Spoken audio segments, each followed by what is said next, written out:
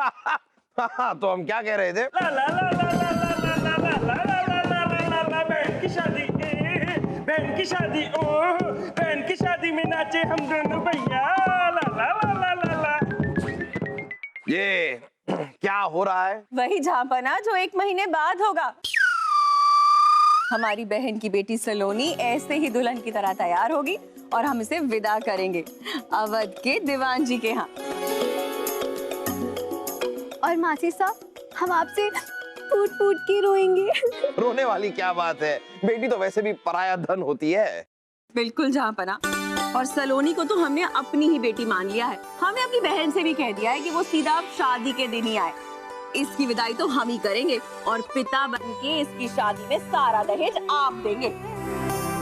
जी जी, हम तो अपना खजाने का सारा धन इनके लिए लुटा दें, लेकिन क्या करें, लड़के वालों ने सिर्फ हमारे मूंछ के बाल मांगे हैं दहेज में। झांपना,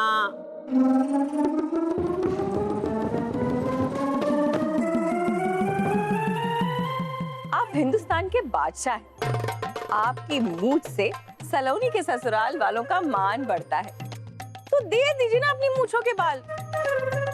और वैसे भी बेटी के ससुराल ही तो जा रही है आपकी मूंछ।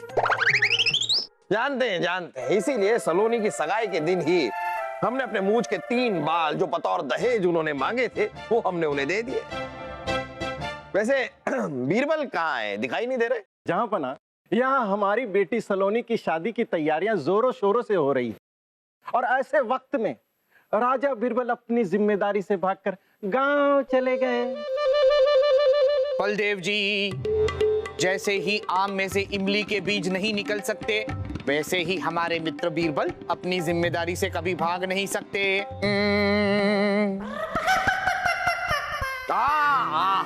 हमें याद आया, बीरबल ने हमसे कहा था उनके कोई मामा जी हैं उनके गांव में जिनकी तबीयत बहुत खराब है, तो बीरबल वहां गए हुए हैं। जापना की जाओ, एक फरियादी आपसे मिलने के लिए बेकरार है। बुलाइए फरियादी को बुलाइए। दुआई हो झांपना, दुआई हो झांपना, दुआई हो। मेरी बेटी की शादी होने वाली है और लड़के वाले दहेज में मुझसे 4 जोड़ी बैल मांग रहे हैं। लो कर लो बात। वो कह रहे हैं कि बादशाह अकबर हिंदुस्तान के इतने बड़े शहंशाह अपनी मूंछ के बाल दे सकते हैं, तो मैं 4 जोड़ी बैल क्यों नहीं दे सकता हूँ? लो कर लो बात। बदतमीज, क्या बके जा रहे हो? तुम्हारे कहने का मतलब है कि जहांपना के कारण लड़के वाले तुमसे ज्यादा दहेज मांग रहे हैं। शादी में दहेज लेना देना एक रिवाज है। जानते हैं, बीरबल ने हमें बताया था कि हमारी रियासत में ये दहेज लेने देने की प्रथा कुछ ज्यादा ही बढ़ती जा रही है।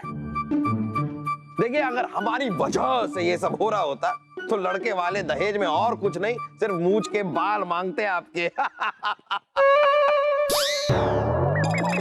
पर जहां आप ही बताइए कि हम गरीब क्या करें?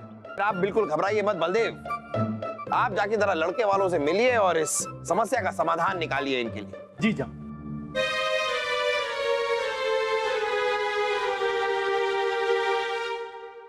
जहापना की जाओ, जहापना, सलोनी जी के ससुराल से कुछ लोग शादी का शगुन लेकर आए हैं। हाँ हाँ, जल्दी भेजिए उन्हें अंदर। जी।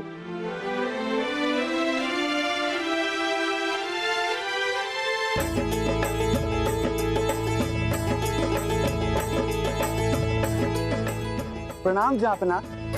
प्रणाम रानी साहिबा। जहांपना, दीवान जी ने शगुन भेजा है। हाँ, बहुत खूब। रानी साहिबा, हमारी तरफ से भी लड़के वालों को जरा हीरे मोतियों के थाल भर भर के भेजिए शगुन में। जहांपना, दीवान जी संदेश कहलाए हैं कि शगुन में कुछ और देने की बजाय अपने मूंछ के 4 बाल दे दीजिए।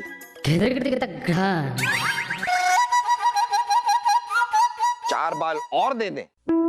अरे पहले ही बतौर दहेज हम अपनी मूंछ के 3 बाल दे चुके हैं।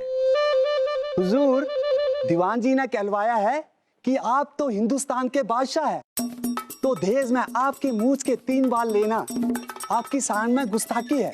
इसलिए आप दहेज में अपनी मूछ के 4 बाल और दे दीजिए, तो आपके साथ उनकी भी इज्जत रह जाएगी। जहाँ पना दे दीजिए ना अपनी मूछ के 4 बाल।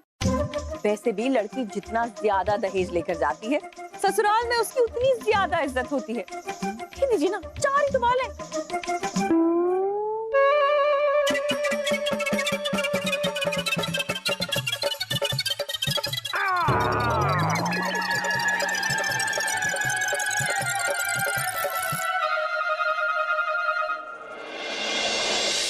बहना, शादी में न्योता देने के लिए मेहमान सूची में हमने उदयपुर के महाराजा का भी नाम लिख दिया है और किसी को न्योता भेजना है बहना।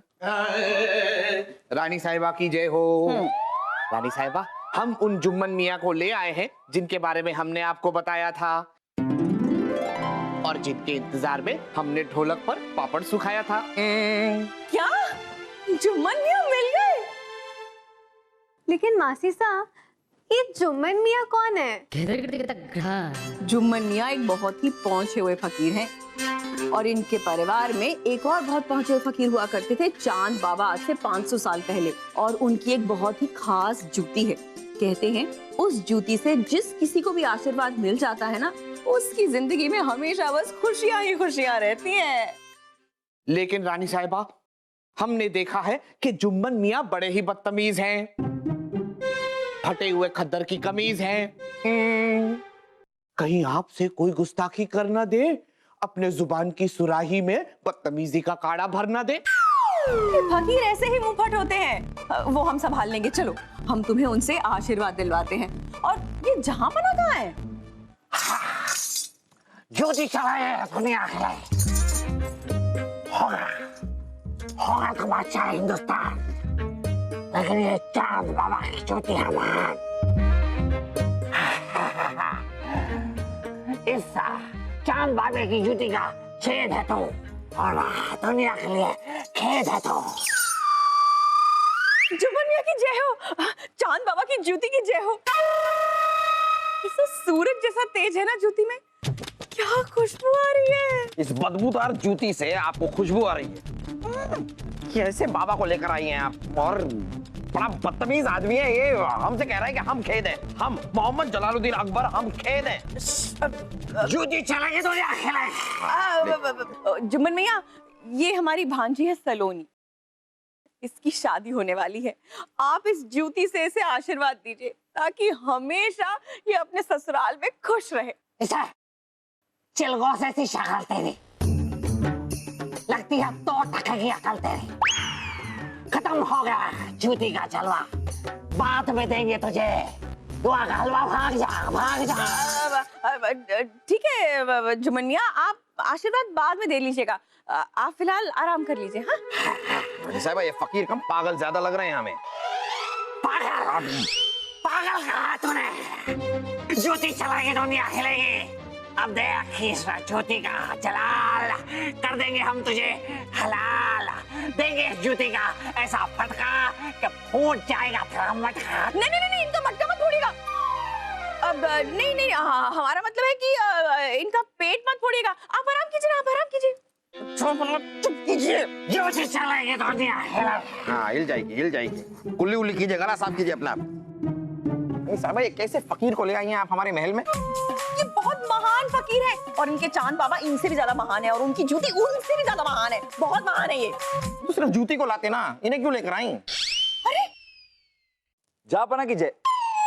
अरे आइए बीरबल, आइए। क्या हो जापना, आप इतने परेशान क्यों हैं? अरे हाँ, वो खैर छोड़िए समस्या को, आप बताइए आपके मामा जी कैसे हैं? जापना, उनकी तबीयत तो काफी खराब थी, लेकिन अब भगवान की दया से वो बिल्कुल ठीक है। हाँ ठीक है, लेकिन हम ठीक नहीं हैं। यहाँ रियासत में और बहुत सारे काम हैं जिन्हें छोड़कर आप चले गए थे। अब आप वापस काम पर लग जाइए तुरंत। जी जापना।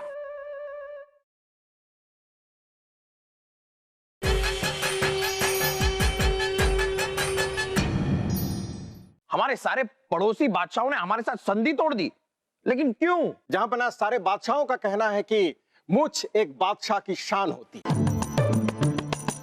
और बादशाह अकबर ने दहेज में मूछ के बाल देने के कारण अपनी शान कम कर दी है, इसलिए वो आपसे फौजी और व्यापारिक संबंध नहीं रखना चाहेंगे। जो भी हुआ बहुत बुरा हुआ।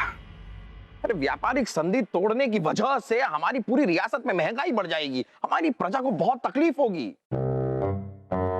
जहांपना, फौजी संधि खत्म होने के कारण हमारे राज्य की सीमा पर दुश्मनों का खतरा बढ़ जाएगा। आप बिल्कुल सही कह रहे हैं बलदेव जी। राजा बीरबल, हम हमेशा ही सही कहते हैं, कोई शक? प्रणाम जहाँपना। आइए आइए, स्वागत है आपका। ये सलोनी के ससुराल से शगुन एक बार फिर आ गया। हाँ, क्या हमें दिखाई दे रहा है? हम कह रहे हैं, आप तो पूछ नहीं रहे। हाँ, क्यों? जहाँपना, अब शादी तक शगुन का लेन देन तो चलता ही रहेगा। जहाँपना, दीवान जी ने फरमाया है कि जो आपने दहेज में अपनी मूछ के बाल दिए थे, वो उनके रिश्तेदारों ने अपना सम्मान बढ़ाने के लिए उनसे ले लिए हैं। इसलिए आपसे निवेदन है कि अब दहेज में आपको अपनी मूछ के 10 और बाल देने होंगे।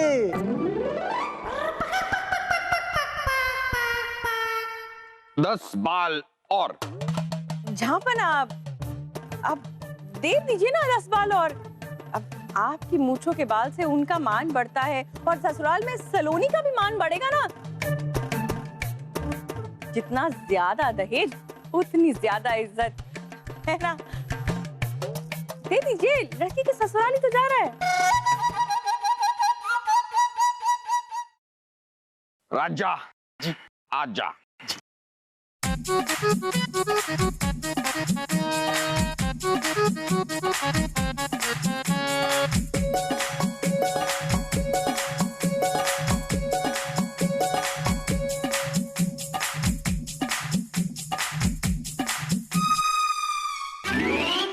बस अब ये और नहीं होगा हमसे। अब कितना ही शगुन आए जाए, जो करना है कीजिए, हम ही और नहीं कर पाएंगे।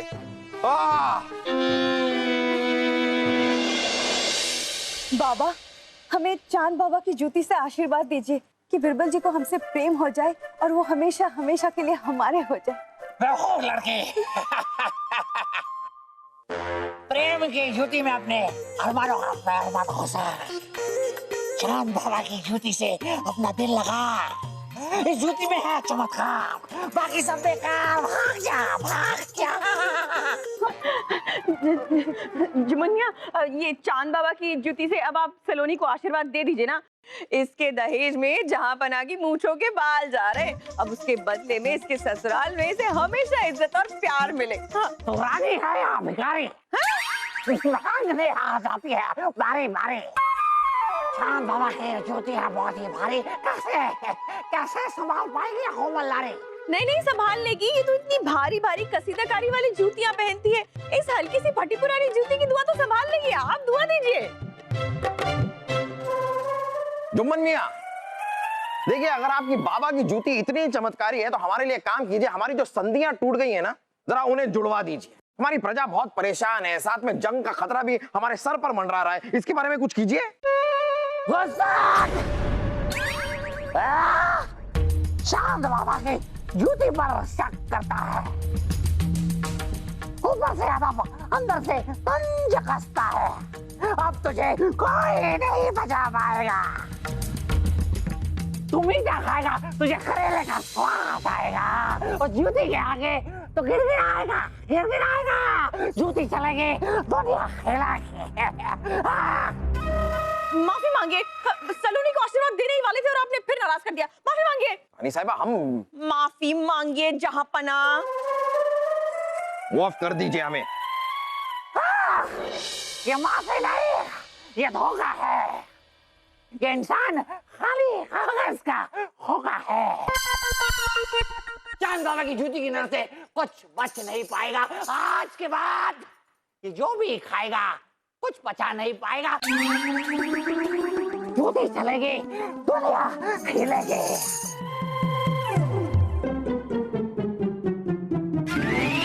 सलीम बासु, नो, कल फिर सलोनी के ससुराल से शगुन आने वाला है।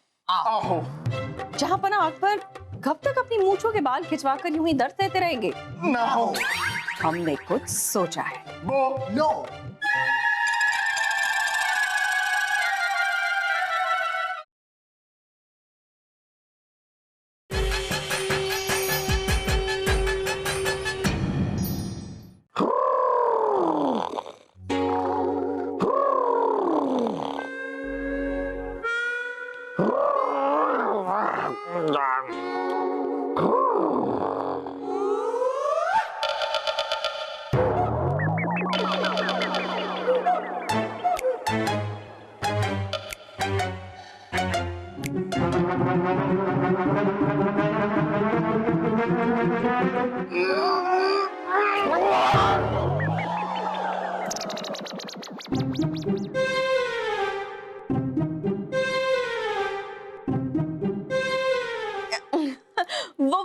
क्या है ना जहाँ वो सलोनी के ससुराल वाले दहेज में सिर्फ आपकी मूंछ के बाल ही मांग रहे हैं।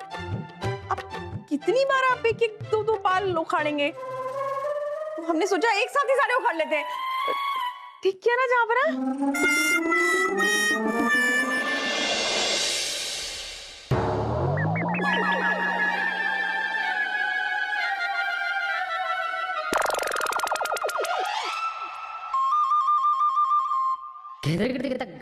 बलदेव जी जहाँपना। क्या हाल है हमारी प्रजा का? जहाँपना, महंगाई से बुरा हाल है उनका, लेकिन इससे बढ़कर दो बुरी खबर और है। एक तो ये कि फौजी संधि खत्म होने के कारण दुश्मन हमसे जंग लड़ने की तैयारी कर रहे हैं। दूसरी बात यह है कि सलोनी के शादी में कोई बादशाह आना नहीं चाहता। क्यों? क्योंकि जहाँपना के मूंछ साफ होने के कारण कोई बादशाह इनके जलसे में शरीक नहीं होना चाहते। बस मूंछ नहीं तो कुछ नहीं, सबने हमें बादशाह बिरादरी से बाहर ही कर दिया। ज्योति चलाएगी दुनिया खेलेगी। यही है वो मूंछ बादशाह जिसने चांद बाबा की जूती का अपमान किया है। अब जूती का एक फटका फोड़ देगा उसका मटका। खामोश खरगोश, आप तो बंद कीजिए अपनी बदतमीजी। अरे हमें नहीं पता कि आपकी ये जूती चमत्कारी है या नहीं है, लेकिन अब तो हमें फर्क भी नहीं पड़ता। आपको अगर लगता है कि आपके बदमिजाज स्वभाव के बावजूद हम आपकी इज्जत करते रहेंगे तो ये आपकी गलतफहमी है।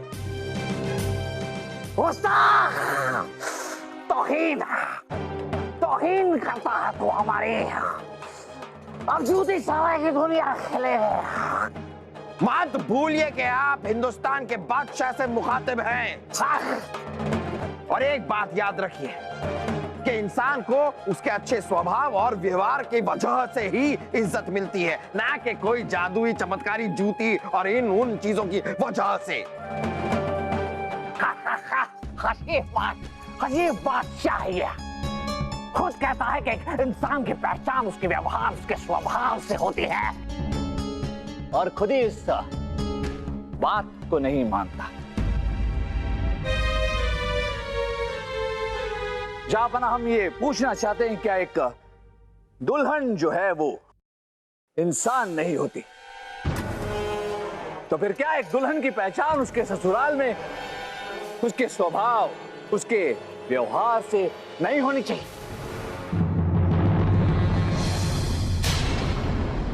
बीरबल, आप जहाँपना, आप हमें माफ कर दीजिए। हमने आपसे बहुत बदतमीजी से बात की, लेकिन जहाँपना अगर हम ये नहीं करते तो कभी आपको समझा नहीं पाते कि सारी चीजें एक तरफ और इंसान का व्यवहार और उसका स्वभाव एक तरफ। यानी कि ये जुम्मन मियाँ का और चांद बाबा की जूती का नाटक, ये सब आपने हमें समझाने के लिए किया। आपको ही नहीं जहाँपना, हम हर उस इंसान को समझाना चाहते थे जो दहेज को अपनी शान मानते, जो दहेज को अपने बेटी के ससुराल में अपने बेटी के सुख का आधार मानते हैं। जहाँपना, जब पहली बार आपने अपने मूंछ के बाल तोड़कर दहेज में दिए, तब हमने आपको और रानी साहबा को समझाने की बहुत कोशिश की, लेकिन जब हम समझा नहीं पाए तब हमने मित्र तानसेन के साथ मिलकर ये जुम्मन मियाँ वाला नाटक किया। और सच बात तो ये है जापना कि हमारे मामा जी कभी बीमार पड़े ही नहीं थे। वो तो हमने बहाना बनाया था ताकि हम जुम्मन मियाँ बन सके। अब बात यह है कि जुम्मन मियाँ भी महल में थे, बीरबल भी महल में थे, कैसे? जापना आपने कभी जुम्मन मियाँ और बीरबल को साथ में देखा ही नहीं होगा। जुम्मन मियाँ जाते थे और बीरबल लाते थे।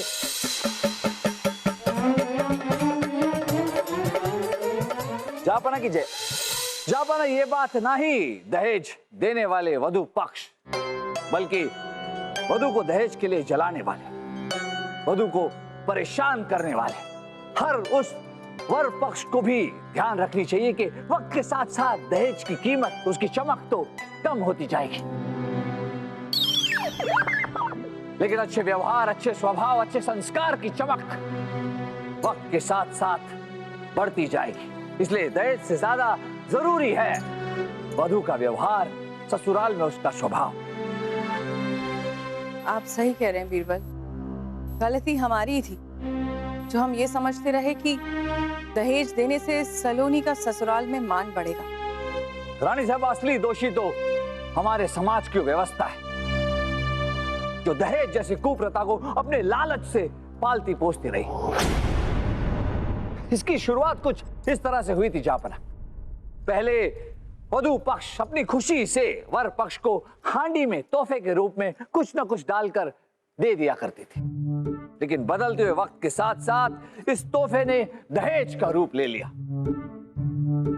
इस विशाल कुप्रथा में अब तो वर पक्ष जबरदस्ती वधु पक्ष के सामने अपनी मांग रखती है। दहेज लेना और देना दोनों ही गुनाह है जापना।